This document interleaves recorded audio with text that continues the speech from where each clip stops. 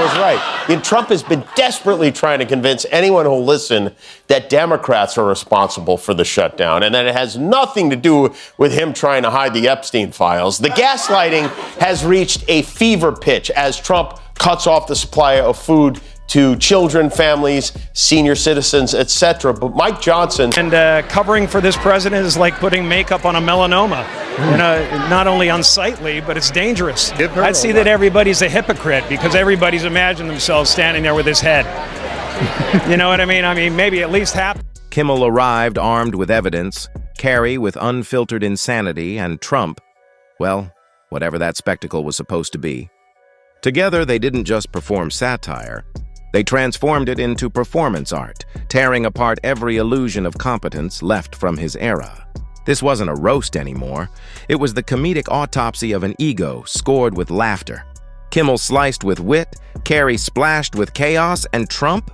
He kept clapping for himself, still puzzled why the laughter wasn't shared with him but aimed squarely at him. Came armed with receipts, Carrey came armed with madness, and Trump brought whatever that was. Together, they turned political parody into performance art, shredding every illusion of competence left in the Trump era. It's not even a roast anymore. It's an autopsy of ego with laugh tracks. One skewers with satire, the other paints with chaos. And Trump? He's still busy clapping for himself, wondering why the crowd's laughing at him, not with him. Before millions of low-income Americans are set to lose their SNAP benefits, Trump flew to Mar-a-Lago for a big Halloween bash with a Great Gatsby theme, which is a theme you would select only if you've never read the... Times, he criticized capitalism without a conscience. And that's what we have now. We have capitalism without a conscience.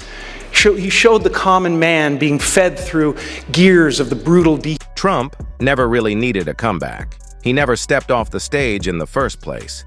Kimmel kicks off right at the heart of the pandemonium, describing the man who turned politics into his own variety show, complete with applause he demanded on cue.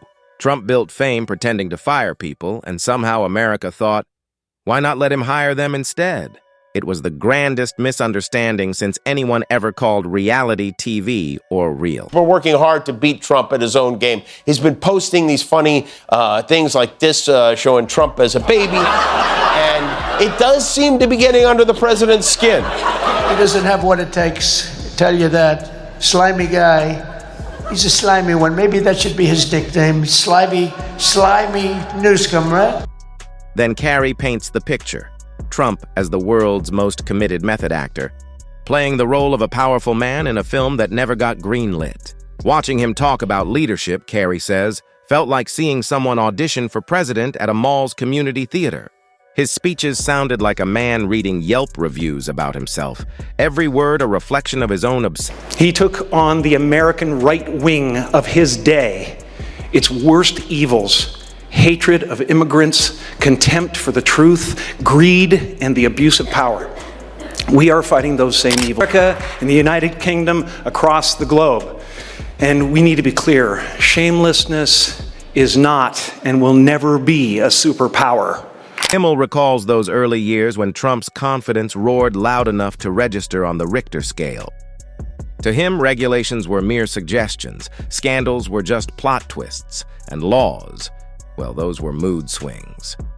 Kimmel laughs that his cabinet meetings didn't resemble leadership briefings at all, but the world's most unconvincing job interviews, where everyone already knew who'd get fired.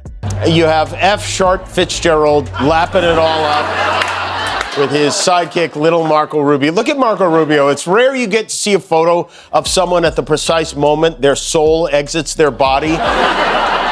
There were all manner of colorful outfits at the party, including this guest who showed up in a prison jumpsuit. It wasn't a costume. Turns out it was a wealthy donor. It came straight.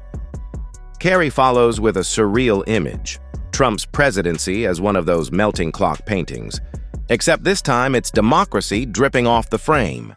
Carrey imagines Trump standing before the wreckage, proudly calling it modern art. The man, he says, could stroll through a burning building with a match in his hand and still insist he was in a tough spot. It's a very, very divided world, and those on the I guess you'd call it the left side. I just call it the sensible side, as, you know, we're sitting there watching this nonsense happen, and people...